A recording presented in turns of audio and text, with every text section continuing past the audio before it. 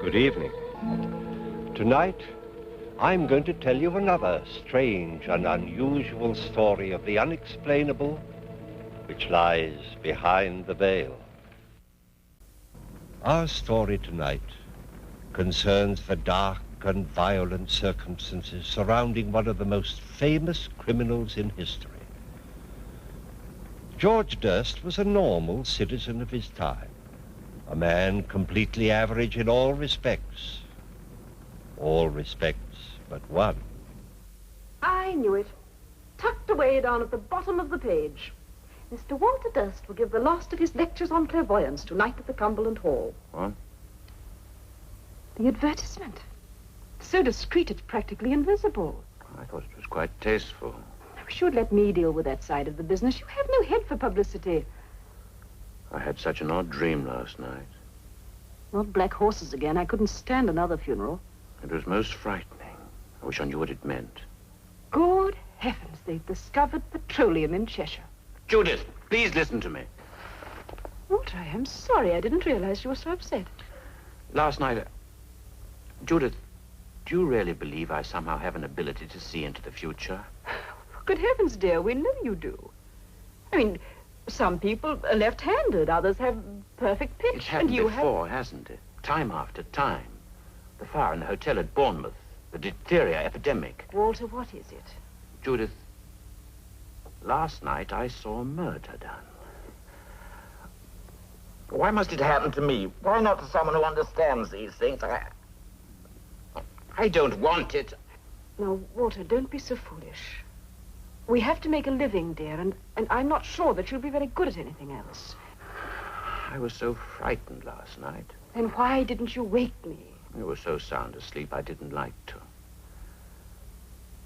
Just after I went to sleep, a most odd feeling, as though something were trying to get inside my head, something pushing and probing, and then an odd sound like nothing I'd ever heard before, and then the picture, misty at first, the buildings all blurred, and then all at once it came quite clear.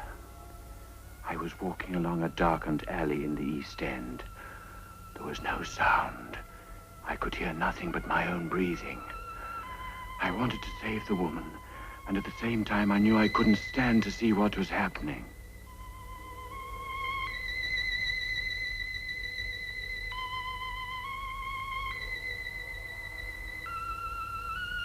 Suddenly I found myself outside some horrible drinking house.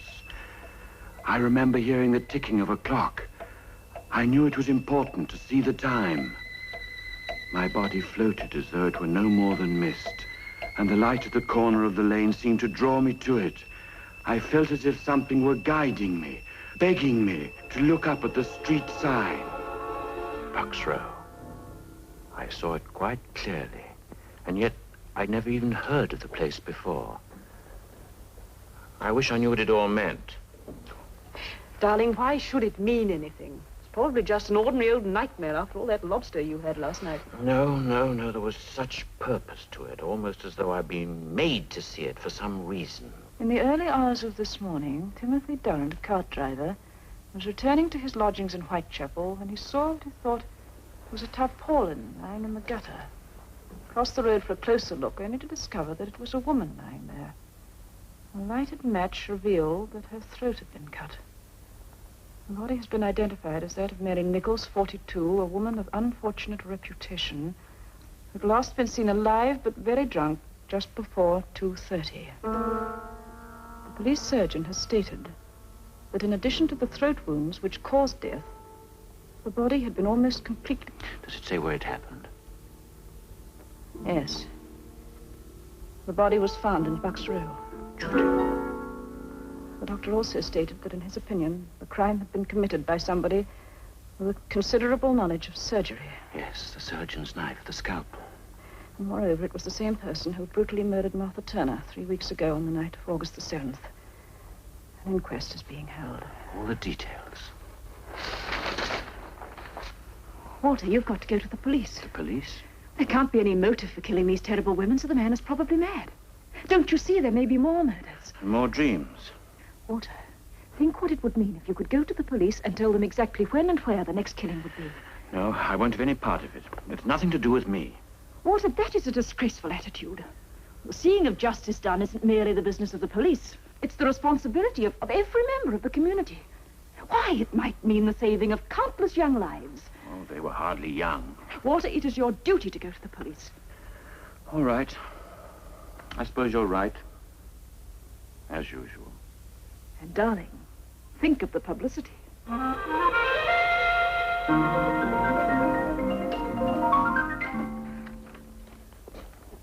Yes, sir. Oh, good morning. I want to see someone about the Whitechapel murders. Oh, what connection? Well, it's rather a personal matter. I prefer to see whoever's in charge of the case. All right. A name, sir? Clairvoyant. Yes? You're new, aren't you? I beg your pardon? You haven't been in before. No. Well, Inspector McWilliam's in charge of the case. I'll tell him you're here. That's if you don't mind waiting a while. I mean, all those people A have... lot of money, sir. Brought them all out today.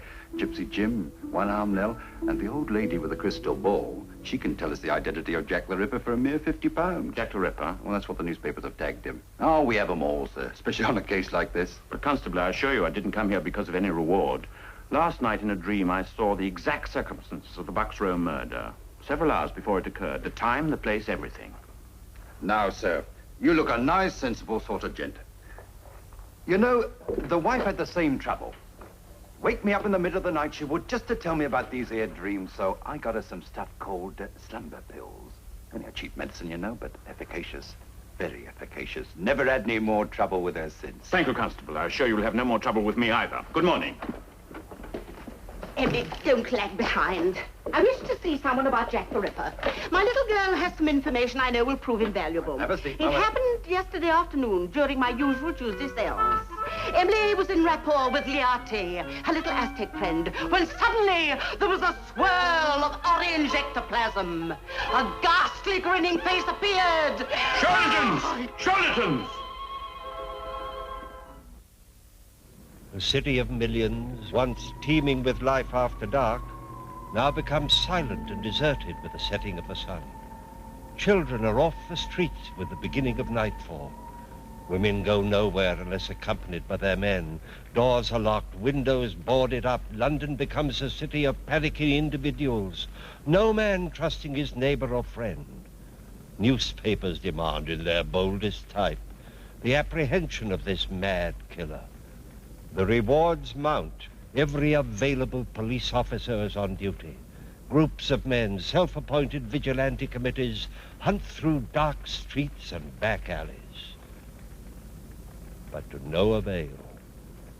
The man they seek might well have been a ghost.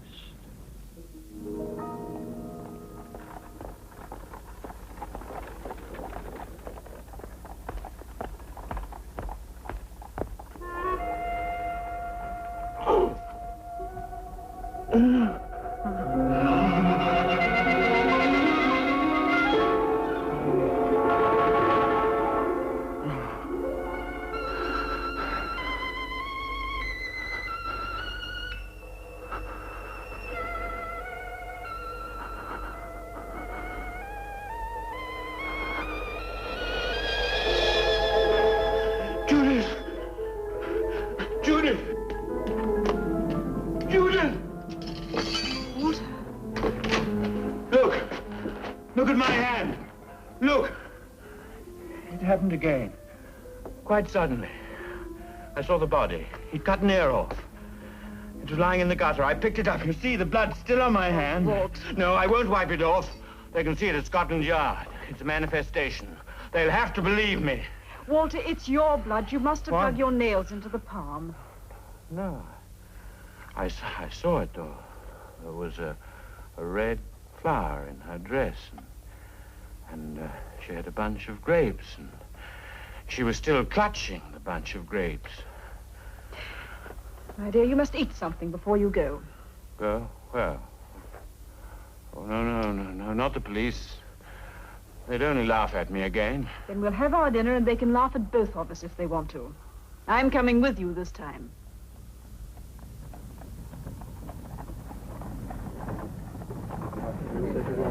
First, please. Thank you.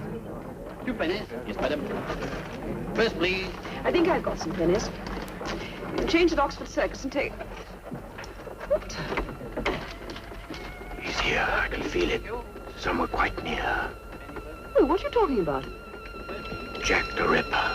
He's here on this bus.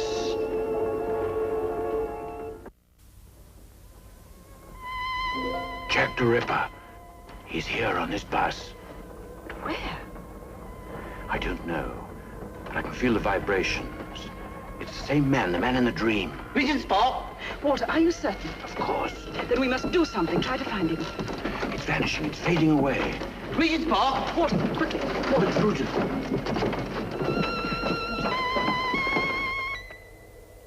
No, Judith. It's madness. It's too dangerous. There, going into the park.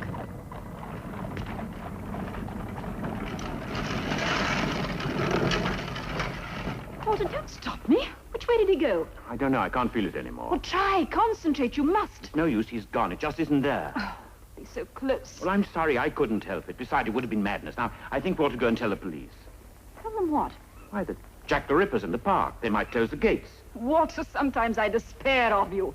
Come on, we're going to Scotland Yard.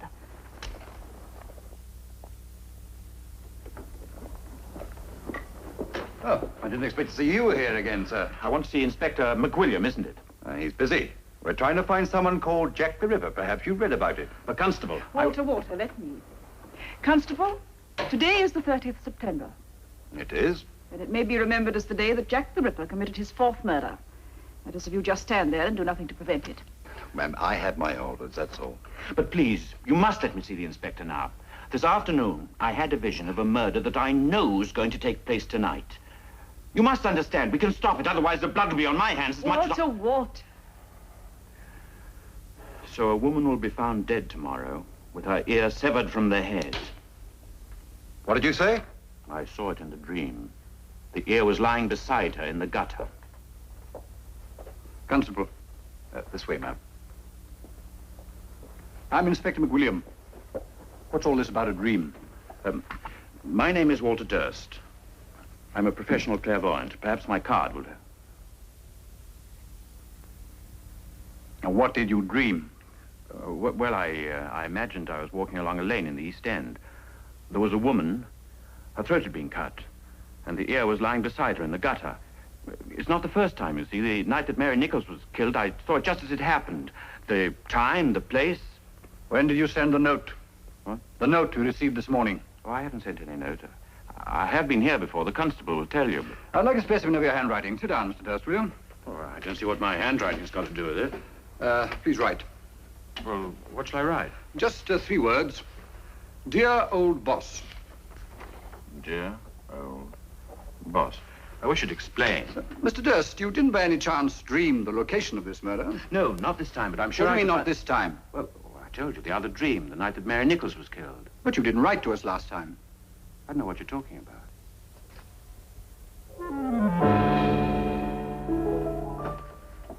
Then you must believe me, Inspector. I told you that I saw it. No one knew of this letter except the men in my office and the man who wrote the letter. Did you write this letter? No, I didn't write it. I didn't. Judith! Judith! You will be kept in custody until we can make further investigations in the morning. Please let me go. Don't you see what you're doing? Listen up.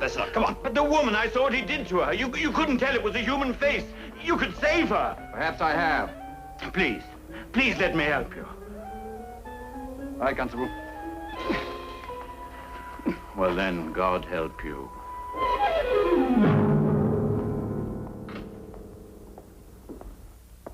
What time is it? Are you still awake? The time, please. They took my watch away. Oh, I don't know. It's a bit after 1. You better get some shut-eye. Not this night. Tell Inspector McWilliam to have a good night's rest. Tomorrow he may not sleep quite so easily.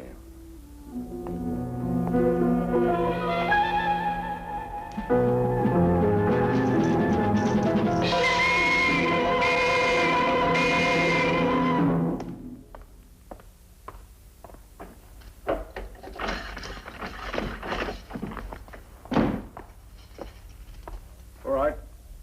They want to see you at the yard. Can you hear me?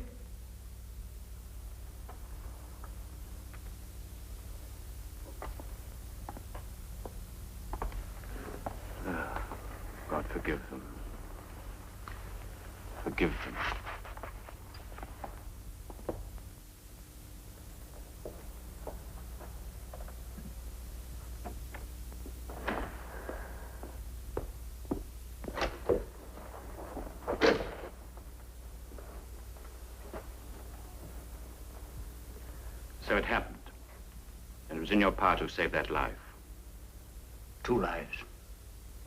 2 women murdered within an hour. One in a yard at the back of Berners Street, the other in an archway off Mitre Square. Both of them hacked to pieces. You were right in every detail. Every man available was on duty in the East End last night. And every suspect we had was under lock and key. It's impossible. Yet it happened. It's impossible. But you knew. How? That's a question I've been asking myself all my life, Inspector. Perhaps the answer will come later. I trust, sir, that you will accept my apologies for what happened last night. Inspector, I owe you my supreme gratitude. This was no imprisonment. It was a release. Until last night, I've been afraid of this gift I have.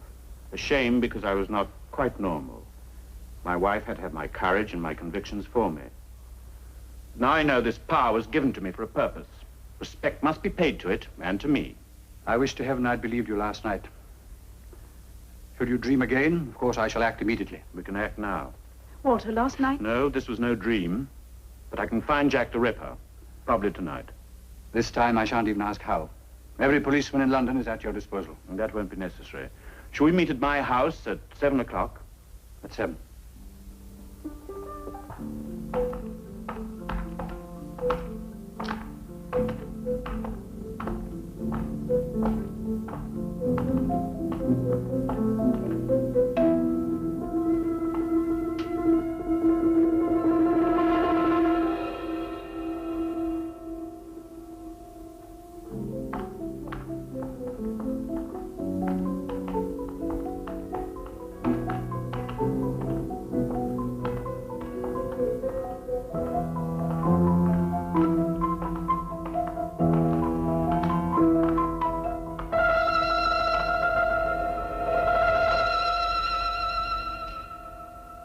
This is where the Ripper lives.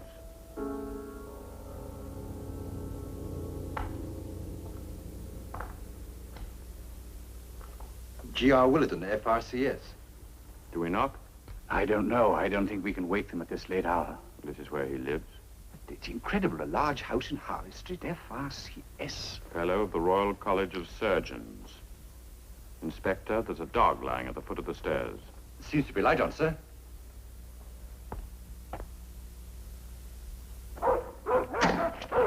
Hagen. Hagen, be quiet. Stop barking. Yes, what is it? We're from Scotland Yard. I'd like to speak to Mr. Willardon. Who is it? Mrs. Willardon? Yes? I'm Chief Inspector McWilliam, Mr. Durst. I'm sorry to disturb you so late, but we should like to ask you a few questions. I must ask you to leave. It is very late. Mrs. Willardon, this concerns the Whitechapel murders. It would be very easy for me to get a search warrant. The police? Mr. Willardon? No. My name is Hatherley. I'm Mrs. Willardon's doctor. May I ask the reason for this visit? I would like to see Mr. Willardon. That's impossible.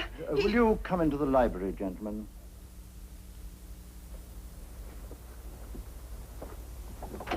All right, Constable.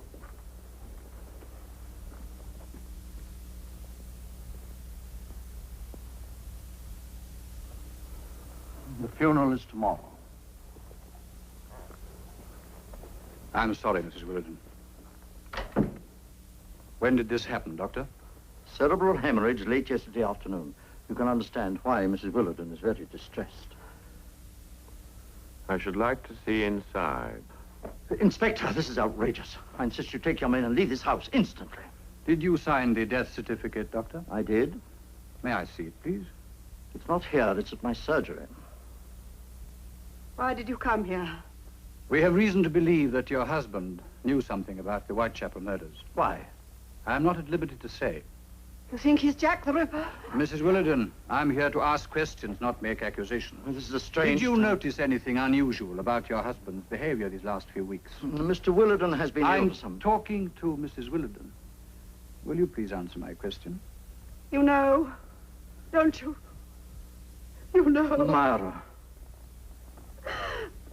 Of course they know. Don't be such a fool. Why else would they have come here? They followed him. They saw the blood. Blood? Mrs. Willerton is hysterical, you understand? What blood? He was wearing his new coattails, wasn't he? I was standing on the stairs when he came in. The blood. All over his white waistcoat. Man, I beg you. It doesn't matter now. I don't want the secret any longer. Why didn't you tell the police? He was my husband. I loved him very much once. He was so gentle then. Seems quite a long time ago when he had to give up the practice. It was terrible seeing the change in him. I wonder what made him do those things. One day I heard Pagan screaming down here in the library. He wasn't allowed in here at all. When I came in, he was sitting just over there, biting at his paw.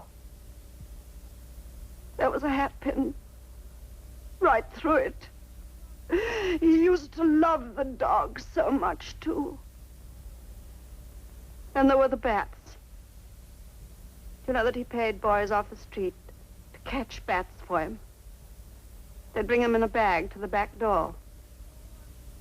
I saw once what he did with them. He dipped them in paraffin and lit them so that he could see the poor burning things go flapping round his head, and he'd clap his hands and laugh like a child. Then at night, he began to go out.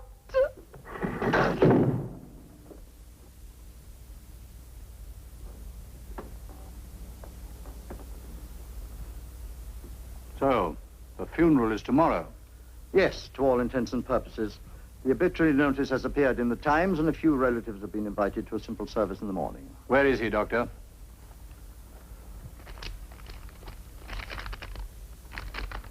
A certificate of insanity. Yes, Willerton was sent this morning to an insane asylum outside Edinburgh. May I keep this? You will find it registered and in order. You realize what this means? Yes, of course. Yes, once certified and committed to an institution, a person is beyond the jurisdiction of the courts. Not even the law can touch Willerton, no. Well, there's nothing more we can do. No, it's better. We should never know. And now, if you'll excuse us, Inspector, it has been an agonizing ordeal for Mrs. Willerton, and she has to rise early in the morning for the funeral. Inspector, is it a terrible thing to hope there will be more murders in Whitechapel? Dr. Willerton was beyond the reach of English law. His guilt or innocence could never be proved. But strangely enough, the slaughter in Whitechapel ended that night. Jack the Ripper never claimed another victim. But what of Walter Durst? How does one explain his gift of precognition, his ability to foretell the future?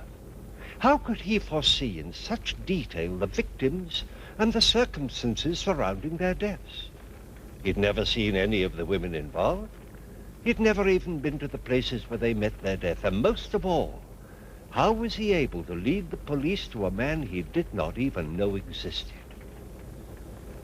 There is no explanation known to us, but this we do know. On that night, over 70 years ago, ended a reign of terror unlike any known before or since. Please join me again for another journey into the world of the unexplainable, which lies behind the veil. Good night.